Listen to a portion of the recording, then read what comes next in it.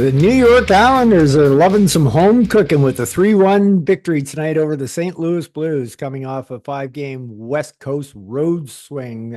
Huge victory for the Islanders tonight. So exciting to see them finally come through when they needed to come through. I'm afraid this team. I was talking on my message board tonight and talking about just how fragile this team is. And that happens. That definitely happens.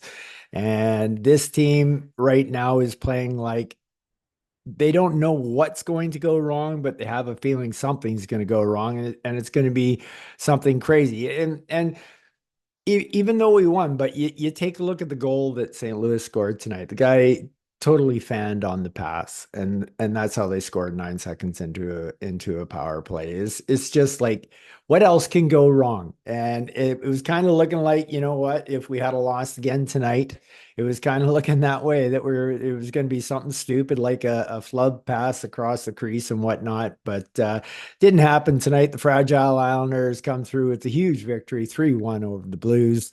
Uh, it was a pretty good game by the Islanders. I was pretty impressed because normally a lot of times, especially, and it doesn't matter which side of the coast you're on, but for the coastal teams, either on the east or the west, when they go on their long road trips to the other coast, uh, quite often on the first game back at home, a lot of teams lay an egg because it's they're just happy to have got home back to home cooking and stuff like that. And sometimes it usually takes some game. It was a pleasant surprise to see the way the Islanders came out in the first two periods tonight of this game. I have to temper my excitement with who our opponent was tonight in the Blues, and I got to tell you, they don't look like a very good team to me. And we just squeaked by with a 3-1 win with an empty net goal. So anyway, in the first period, Kyle Palmieri continues his scoring ways, and it's a beauty from Brock Nelson. Nelson picking up only his fourth assist of the season, but Palmieri with his eighth. He loves that shot just to the just over the right pad of the goaltender and just below the blocker. I mean, he uses it every time on the shootout, and we've seen him score numerous goals. That exact shot. He has a awesome shot. But so anyway, there we are. We're carrying play and we score late, and it's like just before a minute left in the period. And so it's nice that it went our way for a change. It was going to be another one of those 0-0 periods where the Islanders kind of dominated, but came out of it 0-0. So it was super important to get that 1-0 lead. But then I started worrying that, well, here we go again. We've got a 1-0 lead after the first period. Are they just going to try to hang around and just protect that lead? And it kind of looked that way for the longest time into the second period. And we get a power play that I'm 100% not even excited. I don't even get remotely excited about any of our power plays. So this was a shocker for me. Brock Nelson scoring his eighth goal of the year on a beautiful play by Max Siplikov. That I'll talk about it in the players later when I talk about this goal, but that was just a thing of beauty by Siplikov, and Brock had a lot to do with it as well. When it comes to scoring that goal, he wanted that puck even though he was on his knees, and he made it apparent to Siplikov that he was ready for the pass. So it was just a beautiful goal. Simon Holstrom also picking up an assist on that, but what a play by Max Siplikov. And wow, we scored on a power play. So there we go, 2-0. So how are we going to do now? Now the key for this team, with the way we haven't been able to score and how fragile we are, would be to keep pushing, keep pushing, keep pushing as best you can. And throughout the period, for the most part, we pretty much did, except when we put our fourth line on the ice. And every single time they went on the ice, the the ice tilted the other direction, and it had a very adverse effect for our team in the third period. I'll talk about that a little bit later as well. So anyway, we leave the second period with the 2-0 lead. As Islander fans, we know that two goal leads going into the third period for us are not a given, not a given. And could I will say this, and for people who haven't figured this out that might be watching this podcast, uh, The best way I can put this is, as a kid, I always hated my friends who liked wrestling. I said, "How can you watch it? It's such a fake.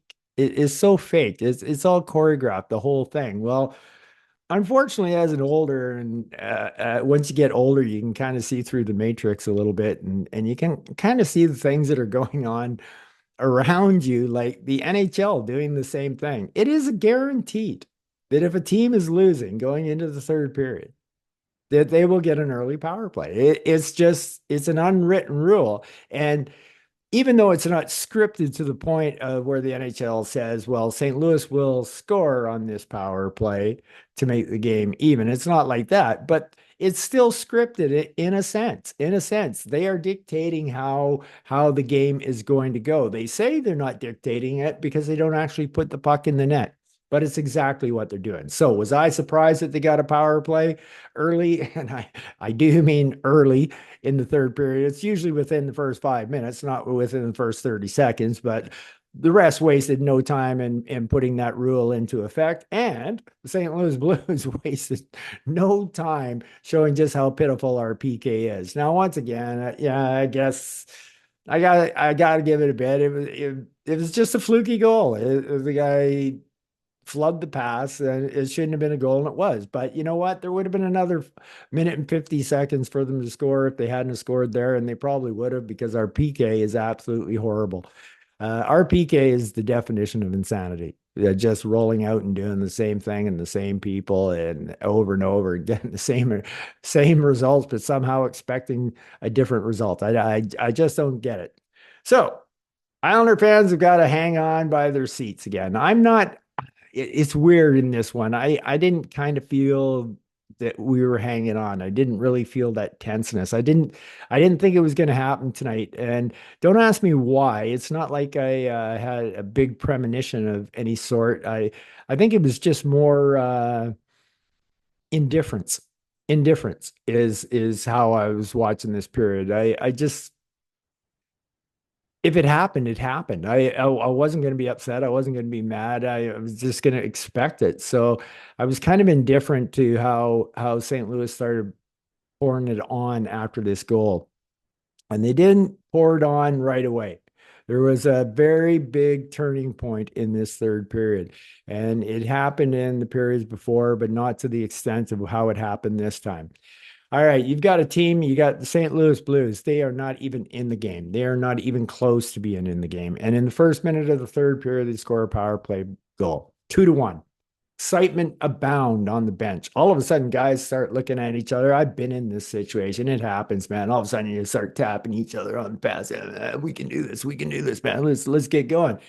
And didn't happen right away. It wasn't for 2, 3 minutes, but then we decided to put our fourth line on the ice and they get massively hemmed in for 2 minutes.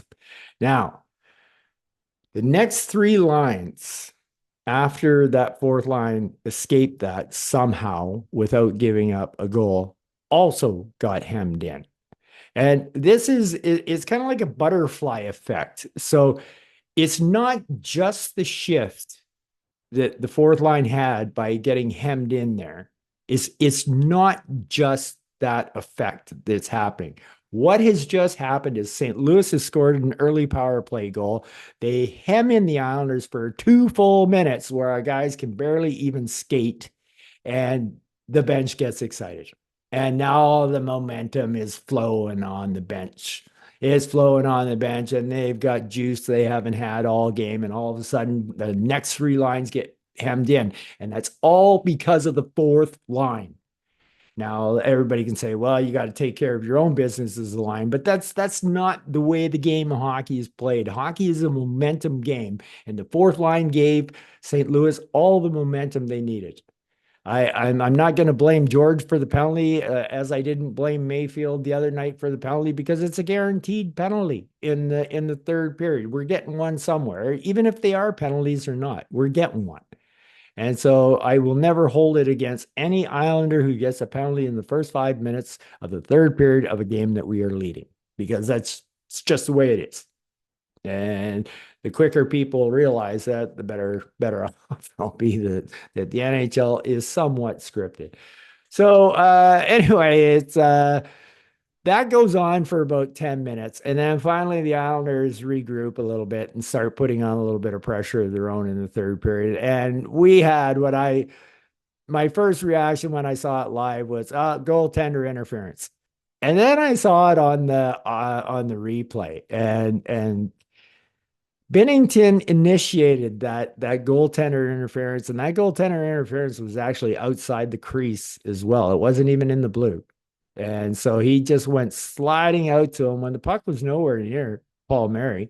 And basically he tripped Paul Mary, which led to Paul Mary falling basically on him for a little bit there. So Noah actually hit an empty net. Even though Noah's been struggling, that empty netter that just got called back, well, it wasn't an empty netter because the goaltender was in there, but it was an empty net when he shot.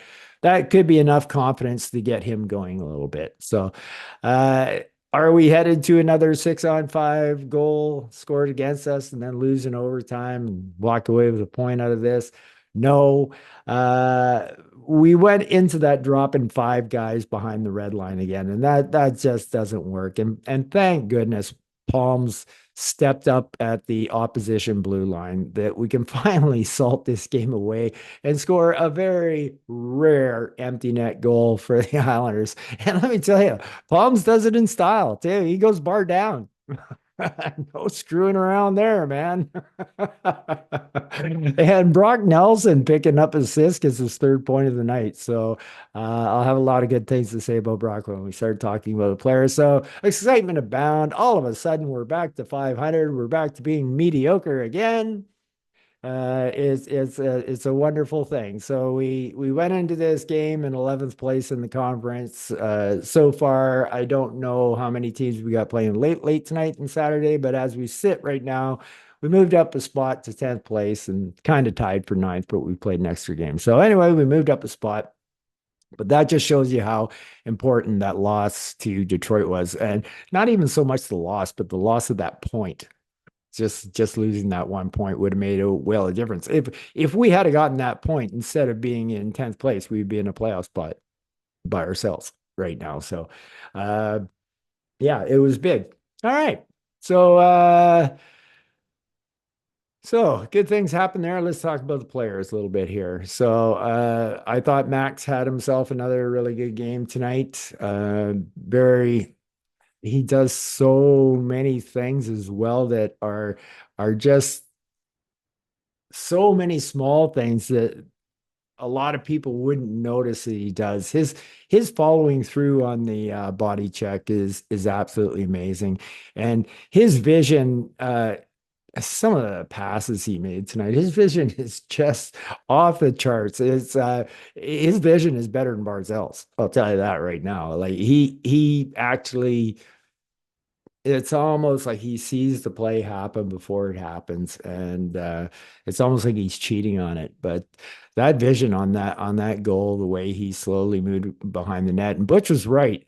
Sip did a lot of this in preseason and was pretty successful doing it, and I think he should do it a little bit more. He's got the talent of a, and don't come down on me for this comparison, but Gretzky like behind the net. Not everybody can do that when and find the right guy. And that was just an amazing play. And I was so happy that Sip actually passed that puck to Brock. As Siplikov's behind the net, he sees Brock get cross-checked, and Brock goes flat out. And now he's sidestepping to the other side of the net slowly with the puck. And he sees Brock get up on his knees, just up on his knees. And Brock puts his stick right down like this, and Sip saw it, and he passed it to him while he was on his knees, knowing he was on his knees and knowing that he wasn't going to get up. And what a great shot by Brock. That was beautiful. But I'm telling you, when people used to talk about Bailey's IQ, I used to just chuckle so much. Like Max Siplikov has hockey IQ off the charts. And anybody who can't see his hockey IQ, I feel for you because you're missing something special. This guy really does have it. Simon Holstrom, I thought a good game by him. average game, but good. Seen him do a lot of good things right tonight. Didn't see him do a lot of wrong. He was skating, got his 15 minutes of ice time, picked himself up an assist. So good game by Simon Holmstrom tonight. I thought the third line was pretty good. Was not too bad. They can do better, but overall, I thought it was a strong performance by the third line, and Simon had himself a good game. So, Bo Horvat was more engaged tonight. Still he still blew another 3-on-2 with a pass that was like yeah, it was so bad. It was like I couldn't believe it. It was like 4 feet behind him. I don't know how you can miss that badly. Like that close. Then all of a sudden, then the Blues are breaking 3-on-2 on us. It was such a bad pass. But overall, I don't want to come down on Bo tonight because I thought Bo had a really good game. He was engaged, he was skating fast, he was in there. He made some nice passes tonight, made some beauty passes, was good on the boards. I just thought Bo had an overall good game tonight, and you can kind of tell because he had like 3 shots on net, 19 minutes of ice time. He was fully engaged out there. I thought that line, even though they weren't our best line tonight, the Horvat line, that they were right under Nelson tonight. I thought we had our top two lines going tonight, and that's a recipe for success for the Islanders. That's the way we roll. Matt Martin, man, I tell you, I just don't know what to say. I don't know how much more obvious it can be. I like to think of myself as a fairly knowledgeable hockey guy, so I see a lot of things, but I have to think even the average fan who doesn't really look for the details of the game and is just watching where the puck is going has to know just how bad Matt Martin has been for this team. The guy had 8 minutes of ice time tonight. That's 8 minutes too much. Now, of that 8 minutes, imagine this. One of those shifts was over 2 minutes, and the other one of those shifts was over a minute 30. That's almost half his ice time in two shifts of being hemmed in. And that doesn't mean in the other 4 minutes that he played, he didn't get hemmed in as well, because the fourth line got hemmed in every single time they stepped on the ice tonight. Definition of insanity. That, like I've talked about politics before, and this is it. This is basically the management telling you that it they don't really they're not 100% in on winning because they still got to take care of the boys. And I like what Lou did with the team, and he had a purpose and everything, but he's definitely working out of the old boys club. I'll take care of you, Matt. I'll get you to 1,000 games. And I don't think people realize what 1,000 games means for NHLers. The pension they get from hitting that 1,000, it's astronomical. It's up there for the rest of their lives. That's not even their contract. That's just their NHL pension for hitting 1,000 games. Lou's going to get them there at the expense of us getting hemmed in for 2 minutes at a time on line shifts and everything. There's no way in the world anybody can tell me that Liam Foudy, Gauthier, Hudson Fashing, any one of those three wouldn't be better than Matt Martin out in that ice. I mean, it was horrific to watch. It's hard to watch guys on 2 minute shifts because they can barely move. They all can barely lift their legs. But to watch Matt Martin on a 2 minute shift, that is truly something to watch. The guy can't go any further than a 1 foot circle around himself because he can't even lift his freaking legs. Like, come on, people. Let's get the politics out of the hockey and let's start going for the wins. Oh, geez, I hate that. I really hate that they're tarnishing my memory of Matt Martin. And I'm trying to look past this and I'm trying to think of what Matt has meant for this organization, Mr. Hustle, winning the Nystrom Award all the time and things like that. I'm trying to keep that in my mind, but this is really, really leaving a bad taste in my mouth. Right now, we should be doing everything we can possibly do to stay in this playoff race with all the injuries we've had, and we are not doing that. Okay, enough of that rant. Engvall, I thought had a good game tonight. I thought he picked it up a lot in the second half of the game. I still, uh, if you watch the end of the game, Thomas Hickey pointed out a lot of plays that Engvall makes on the defensive end, how he just kind of angles out his player, and that he did a lot of that tonight. But I still it's 100% noticeable. I when he was under the gun, when he came back from the AHL, you could see the effort he was putting out on the ice. The guy is super fast, and three quarters effort from Engvall looks faster than a lot of other people. But I know he's got more in the engine because I've seen it. I've seen it for 5 games, and he didn't have it tonight.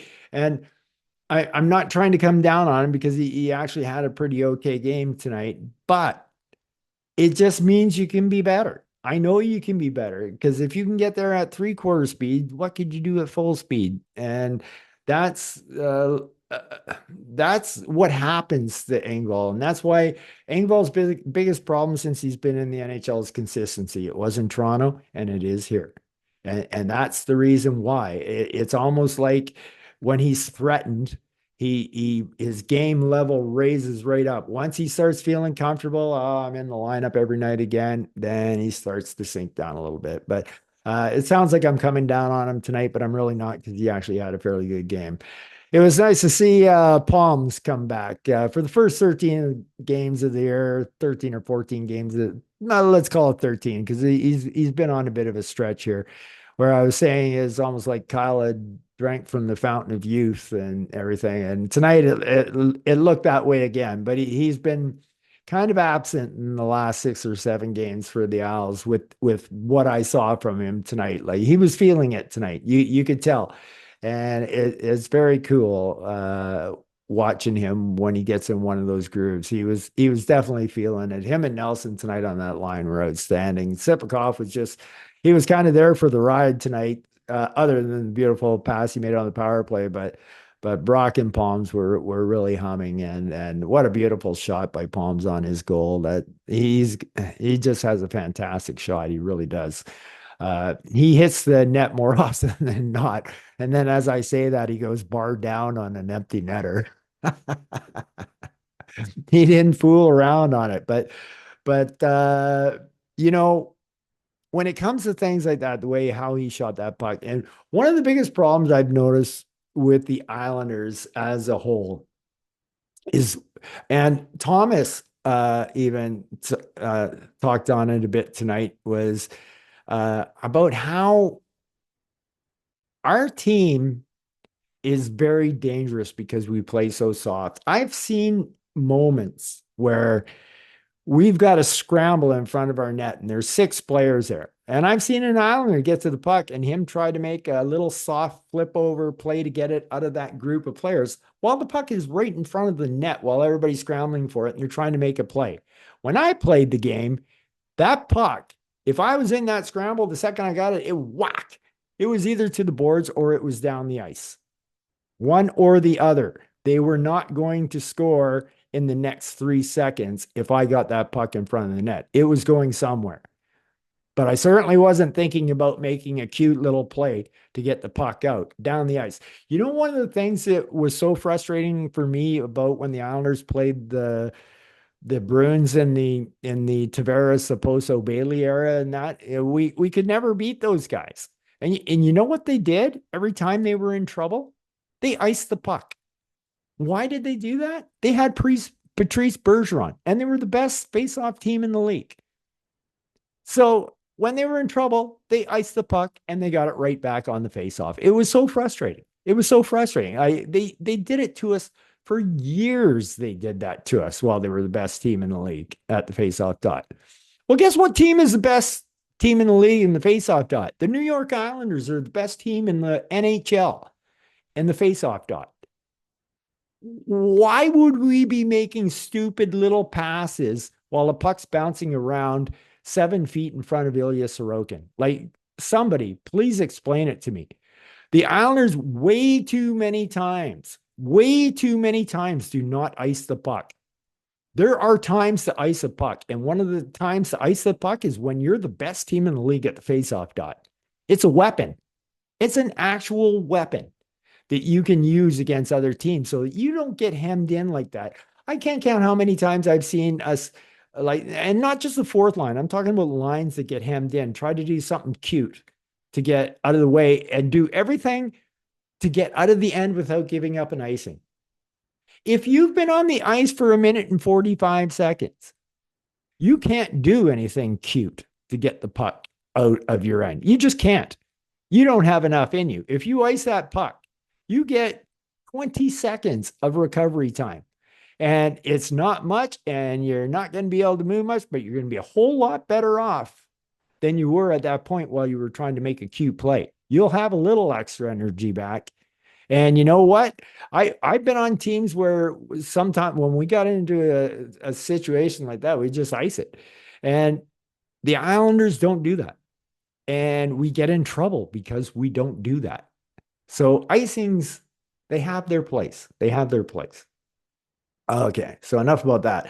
Let's talk about Wallstrom. I've said this many other times, and I'll say it again tonight. I see Wallstrom and McLean working their asses off to make up for Matt Martin. They have only one goal on their shifts, and that's to get the puck out of their end. And they're doing it just the two of them. Just the two of them. And they expend their entire energy of almost every shift trying to make up for Matt Martin and get the puck out of the end. I feel so sorry for both those guys. They can't get nothing done. Nothing. This isn't just a rant on one person. This is blatantly obvious to anybody who can see it. I know Patrick sees this. I know it. I know it. I know it. I know he knows it. His hands are tied. I know it. I'm 100% believer of that.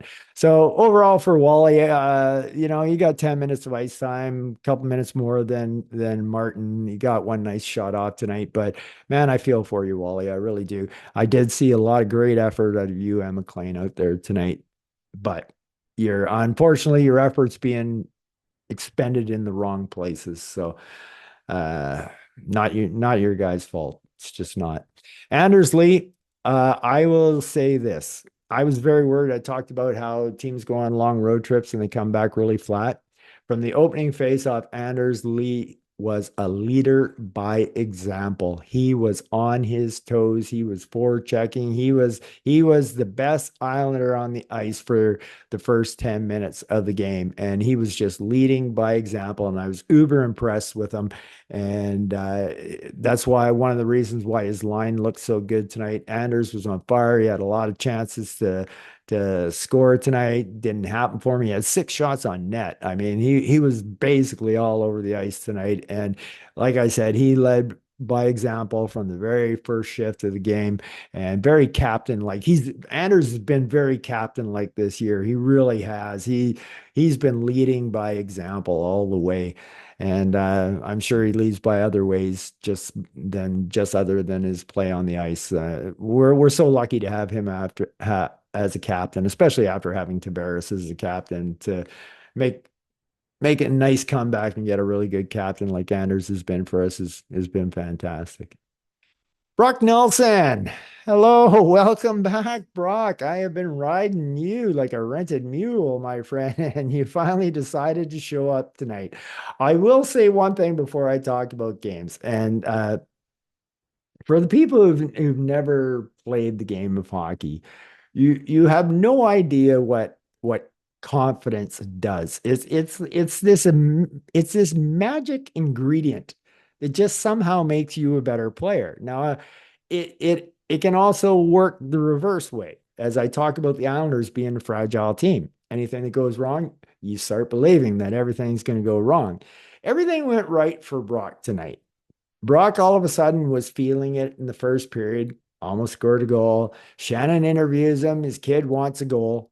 And all of a sudden, Brock's game just goes up like this. I'll tell you a little story I had one time. I was playing in a tournament and it was too late for my son to go to the game. But in this tournament, they handed out medals for the best player of the game, et cetera. So he said to me, can you win me a medal tonight? And I have never felt so much pressure in my life I worked my ass off, and I'm not talking. This is not my really competitive days. This is just playing Calgary leagues in the 20s, right? So I you don't work your ass off in those leagues, but that night I worked my ass off, and I knew I had to come back with a medal, and I did. And it's amazing what something like that can do for a dad. And when Brock hears about his son wanting a goal tonight and that, and he's already feeling it, hasn't played well in the last 7 to 10 games, the confidence, eh, he even said, I might score one tonight in his interview with Shannon. And sure enough, he did. And it's all because up here, it's unexplainable how that does for you, but it's this super magic ingredient of it's just so hard to explain. Anyway, great news for the Islanders because Brock is loving his kids and his home cooking, and he's back to playing like he should have. His defensive side of the game tonight was outstanding. Like his anticipation of plays that were going to happen out there tonight was off the charts. So not just a 3-point night for Brock, but just a super defensive game for him as well. It's probably his best game of the year. Yeah, be safe to say that for sure. Kurt McLean, or Kyle McLean, Kurt McLean. We don't have the Vancouver Canucks goaltender here.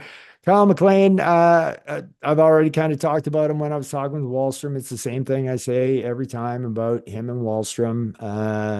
They're working their butts off just to get the puck out of their end. And to come out with an even tonight in the plus minus is an absolute miracle with having two shifts like that being hemmed in for so long with Martin on the ice. Just amazing. Absolutely amazing. Pajot. Hi, what a nice hit he laid out tonight. Good game by Pager. Like I said, I thought the Horvat line, Pager, and them were Lee. They were definitely on their toes tonight. But what a nice hit by Pager on that one. And he's a big part of those face-off wins as well. Like we just have an elite face-off team right now, and it's such a huge advantage. We it's probably one of the reasons we are still 500 is because we are such a good face-off team. It makes such a difference getting that first possession. You may not score, but you don't get scored on. It's big. It's big. I thought Casey had another fairly good game tonight, down around 13 and a half minutes, it was okay for him. But like I said, I thought third line played well. They were nothing fantastic or anything, but overall they were doing more good than they were doing bad out there tonight. So like I said, we're never going to get the old Casey back that buzz saw, but I liked what I saw out of Casey tonight. So good job, Casey. Ryan Pulock, just another great game. 23 and a half minutes, block shot, hurt his hand, whacking that puck out of the air. I don't know if people know this.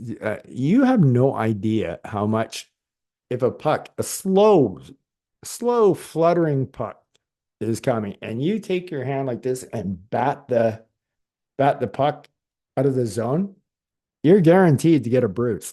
That'll bruise you almost every single time. It hurts like hell to do that. And Ryan paid the price for it tonight.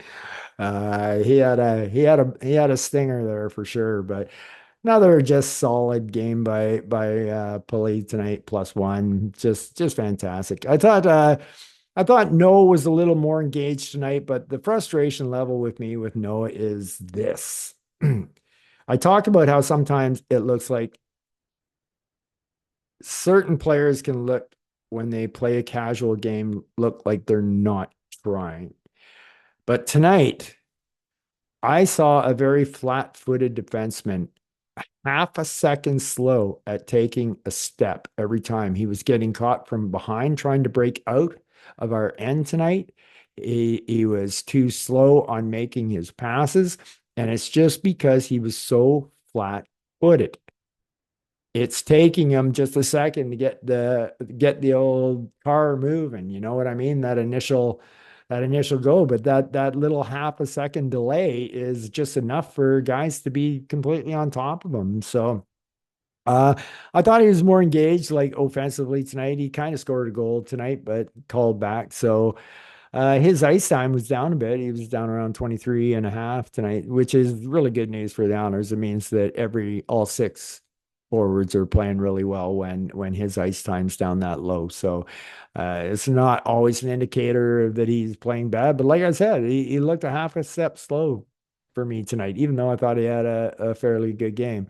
Scott Mayfield just, doing Scott Mayfield things, doing his job, even for the night again. His ice time coming down a bit to 18 minutes, which is still a little higher than he normally gets, but he's handling that extra ice time with ease. So, good job, Scotty.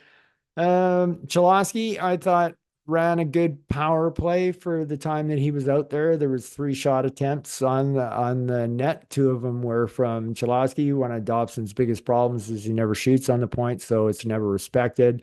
And each time that Cholowski shot the puck, it didn't get through on net, but it rebounded to places and caused havoc, and things started to happen. So um, I like the job he's doing on the power play unit. It kind of hurts my fantasy team because I got Dobson, so I'd like him to be there on the power play. But if they never score on the power play, it's not going to help me in fantasy at all, is it? Let's go. Romanov, just another super solid game, and once again, what a smart play by him. He just took the ice that was given to him, and almost scored. He almost scored because he's just smart heads up hockey player.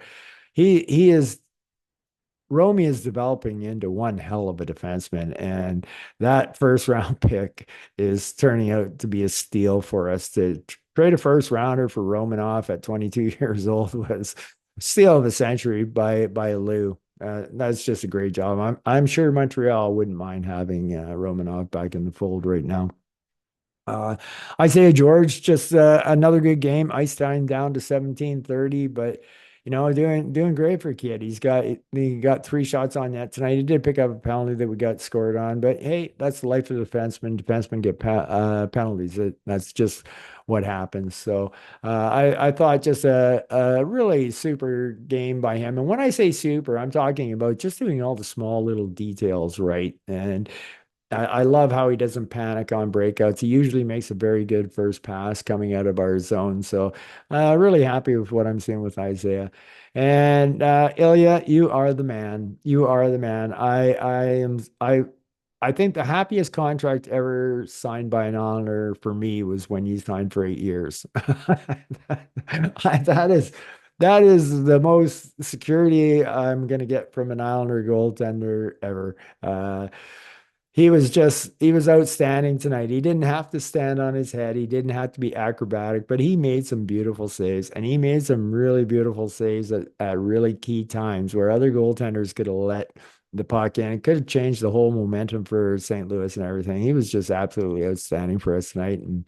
And just an unfortunate break once again to ruin another shutout for Ilya. It's just they're just he's just not giving up any soft goals. The only way they can score is on a fluke like that, or just outright beat them with a snipe to the toy department. Oh, speaking of the toy department, Butch was talking about it tonight. For those people that don't know, I used to live in a little town called Beausejour, Manitoba. It was about 45 minutes outside of Winnipeg. This was from the time that I was 7 to 10 years old. And back then, a 45-minute trip into the city was a big event then because it was only like two-lane highways and that. And it would be a treat to go into the city. And I would always, as a 7 to 10-year-old, my most exciting time was going to that exact toy department that Butch was talking about tonight. And Butch actually mentioned that the toy department might have been on the sixth or seventh floor, but that's absolutely not true, Butch. What happened was it still seemed like it was way up there. So his toy department comment still stands because, as he did say tonight, there weren't very many tall buildings back then, and to have a department store with 4 stories and a basement, so it kind of made it 5 stories. And the toy department was on the fourth floor at the Eaton Center in Winnipeg, Manitoba. And it used to be the highlight of the trip for me to go running to that exact toy department that Butch talks about it all the time. I just thought I'd throw that in there as a little tidbit. So, Butch, you were wrong. It wasn't the sixth or seventh story. And as a matter of fact, that building is still there. It looks dwarfed now. Not that Winnipeg has a whole lot of high buildings in it, but it looks dwarfed compared to how it looked in 1967. Let me tell you that it was a big building, and it has all that fancy sculpture work on the outside and everything. It is quite the building. Like people always talked about the toy department in Winnipeg, in Eden Center. We all went to the toy department in Eden Center. So little tidbit there. So as you can tell, I'm in a good mood if I'm telling stories like that. So pretty excited that we get back to 500. We're back with the mediocre teams. Up to 10th spot. We definitely need to put a little home streak together here to start breaking free from the mediocre and hopefully our players start to return. I think I heard or read somewhere today that Dobson is getting close to returning to the ice. Not or maybe he's on the ice. I don't know. Not close to returning yet, but at least as a sign. I want to start hearing things like that. I want to hear Pellick's on the ice. I want to hear Barzell's on the ice. So we're still treading water. We're still treading water. We're floating. We're floating at 500 and keeping around until our boys come up and come back. So keep doing what you can, guys. And Patrick, keep using that weapon of Sorokin. I know in a perfect world, we would have went 45-37 in the breakdown of goaltending, but we need ILYA during this time. And once again, it just showed tonight. Not that I don't think Varley couldn't have won us that game because he probably could have. It was a very winnable game for Varley as well. But keep using ILYA. He's good for us. So anyway, I hope everybody's excited as me. Nothing like winning on a Saturday night. Saturday night hockey is something special up here in Canada. I will tell you that. And for your team to win on a Saturday night makes it that much more special. So I hope all you guys and girls out there take care and peace out.